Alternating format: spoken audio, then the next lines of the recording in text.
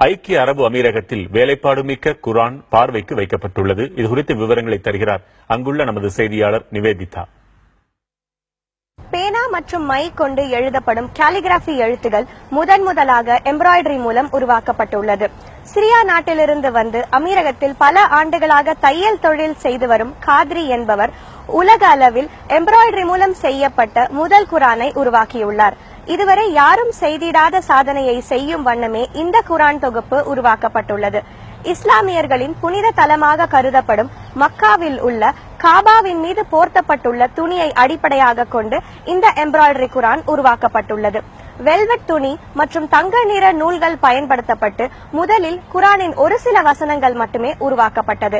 அதன் தொடர்ச்சியாக குர்ஆனின் பல அத்தியாயங்கள் எம்ப்ராய்டரி மூலம் உருவாக்கப்பட்டது.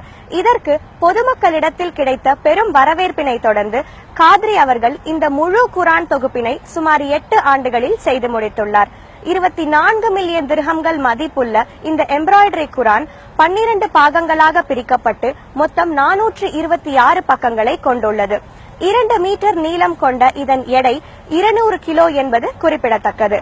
அத்தியாயங்களாக பல நாடுகளில் காட்சிக்கு வைக்கப்பட்ட இந்த எம்ப்ராய்டரி குர்ஆன் முதலாக அமீரகத்தில் மட்டுமே முழு குர்ஆன் தொகுப்பாக துபாய் சேம்பர் ஆஃப் காமர்ஸில் காட்சிக்கு வைக்கப்பட்டுள்ளது.